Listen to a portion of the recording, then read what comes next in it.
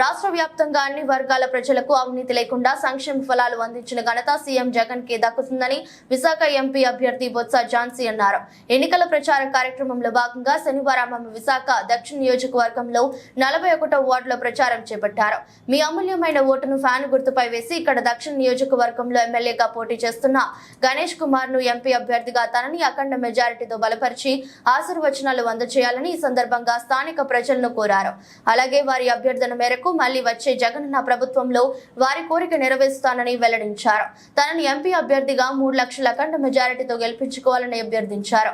ఈ కార్యక్రమంలో ward corporator కోడిగుడ్ల పూర్ణిమ, JPS మండల అధ్యక్షులు శ్రీధర్ తో పాటుగా వైసీపీ నాయకులు, కార్యకర్తలు అధిక సంఖ్యలో పాల్గొన్నారు.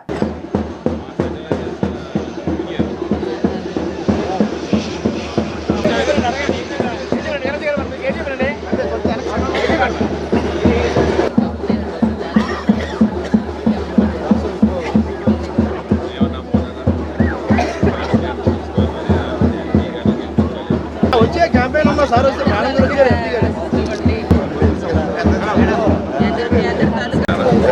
మేస్త్రి మా బ్రదర్ అండి మేస్త్రి రా సీను మద్దతు కుటుంబ సభ్యులతో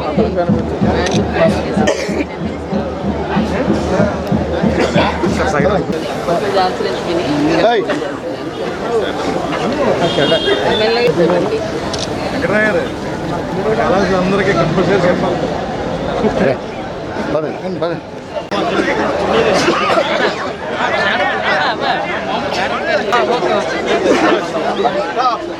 అది కొంచెం కూర్చోవా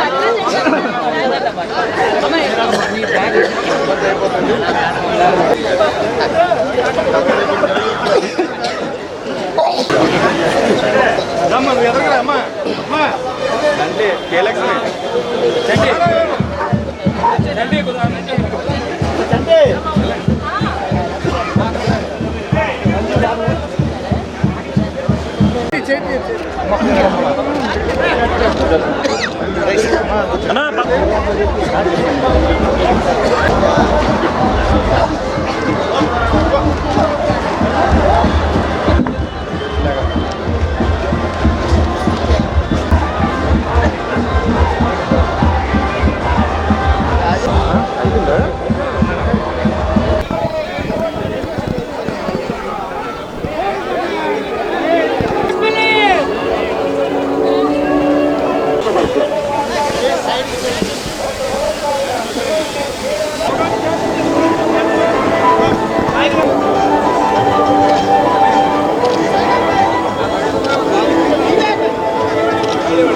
మొబైల్ కొంచెం ఎరక్పెట్టువా.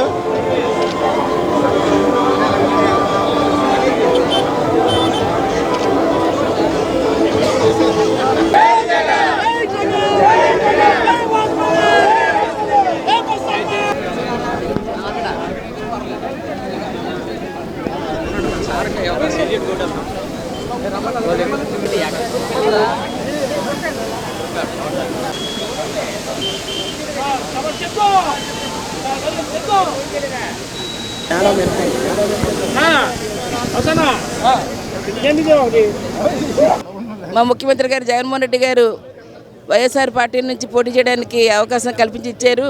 ఈరోజు 41వ వార్డు కాన్వెంట్ జంక్షన్ దగ్గర జ్ఞానపురం ఇవి హోల్సేల్ మార్కెట్ దగ్గర ఈరోజు వచ్చి వారందరినీ పెద్దలందరినీ కలవడం జరిగింది. పెద్దలు హోల్సేల్ మార్కెట్ పెద్దలందరూ ఉన్నారు ఇక్కడ. వారందరికీ ఈరోజు ఈ ప్రచారంలోనే మాకు అవకాశం ఇచ్చినందుకు మా ప్రచారం వచ్చిన సభ్యులందరి తరఫున హోల్సేల్ మార్కెట్ పెద్దలందరికీ కూడా ప్రెసిడెంట్ గారి దగ్గర నుంచి అక్కడ ఉన్న మెంబర్స్ అందరి దగ్గర నుంచి కళాశాల సోదరుల దగ్గర నుంచి అందరికీ పేరు పేరున హృదయపూర్వకంగా నమస్కారాలు తెలియజేసుకుంటున్నాం.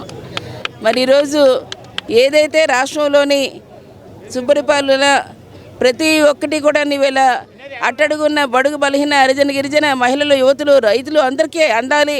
అందులో రైతాంగాన్ని మరింత పటిష్టంగా చేయాలి. వారికి కావాల్సినవన్నీ కూడా ఈరోజు ఇవ్వాలి. వారు పండించిన పంటకు కూడా గిట్టుబాటు ధరలతో పాటు ఇవాళ వాటికి కావాల్సినవన్నీ కూడా అందించడంలో పాటు మన ప్రధానంగా ఈ ప్రాంతంలోని చాలామంది మహిళలు కూడా ఇందులోని మరి ఈరోజు ఏదైతే డ్వాక్రా సంఘంలో ఉన్నారో వారందరూ కూడాను స్వయం ఉపాధితో ఈరోజు ఏ తల్లిని అడిగినా సరే మేము సంఘంలో ఉన్నాము, మేము 2 లక్షలు 3 లక్షలు 4 లక్షలు ఒక్కొక్కరు ఈరోజు మేము తెచ్చుకున్నాం. 0 వడ్డీకే మాకు వీళ్ళు రుణాలు వస్తున్నాయి. మేము ఎక్కడ అప్పుల బారి పడకుండా స్వశక్తిగా వీళ్ళు నిలబడి నెలకు ఒక 25,000 రూపాయల వరకు సంపాదించుకుంటున్నాం అంటే చాలా సంతోషం.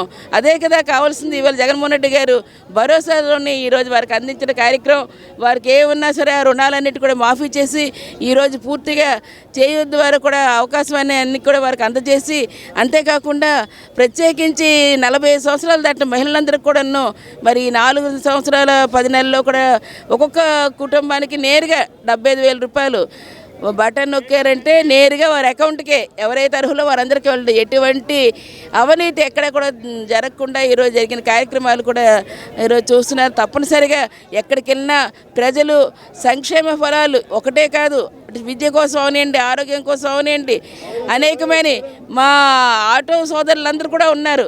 వాహన మిత్రుల్లో వారందరికీ కూడా వీళ్ళు ప్రత్యేకంగా ప్రతి సంవత్సరం కూడా 10,000 రూపాయలు వారికి ఆటో సోదరులందరికీ కూడా ఇవ్వడంతో పాటు వారికి చేయూతగా ఉండటంతో పాటు ప్రత్యేకించి ఎటువంటి ఇబ్బందులు లేకుండా వారిని ఇబ్బంది పెట్టకూడదని చెప్పి ల్యాండ్ ఆర్డర్ ద్వారా కూడా వాళ్ళకి ఎటువంటి ప్రాబ్లం రాకుండా ఇవాళ వారిని వారి తాలూకా వృత్తిని చేసుకోవడానికి అవకాశం కల్పించి ఇక్కడ వారందరూ కూడాను ఆ సోదరులందరూ కూడా తప్పనిసరిగా మేమందరం కూడా జగనన్నకి మద్దతు ఉంటామని చెప్పేసి వారు వాలంటరీగా చెప్పడం మాకు చాలా సంతోషం.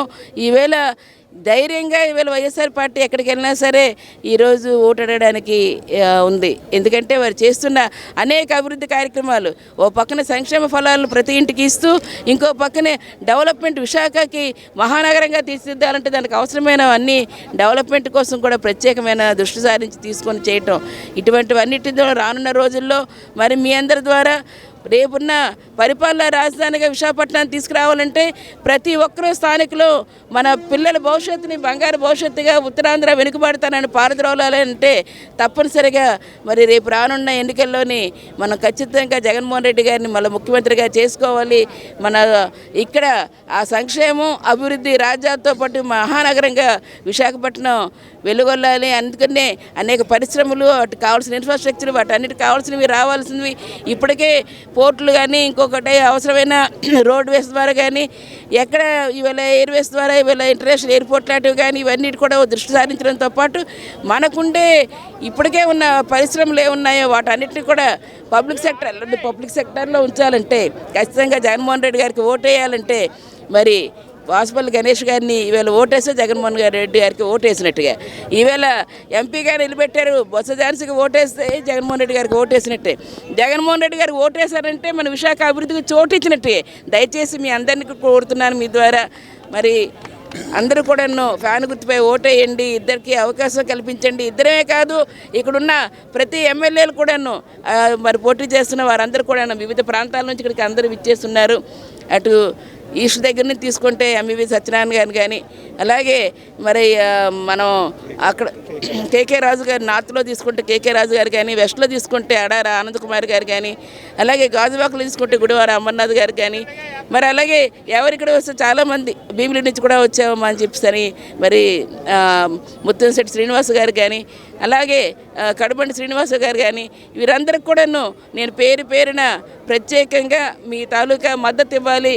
తప్పనిసరిగా మీరు మీ కుటుంబాల ఓట్లు జగనన్నకేసి ఎల్లవేళలు కూడా మీ సంక్షేమే ధ్యేయంగా ఈ రాష్ట్ర పరిపాలన చేస్తున్న జగన్మోహన్ రెడ్డి గారికి అండగా ఉండాలని చెప్పేసి అత్యధిక మెజారిటీతో వాసుపల్లి గణేష్ గారిని మరి నన్ను అవకాశం ఇచ్చి ఆశీర్వదించి ఫ్యాన్ గుర్తుపై ఓటేసి గెలిపించాలని పేరు పేరున కోరుతున్నాను మీ ద్వారా.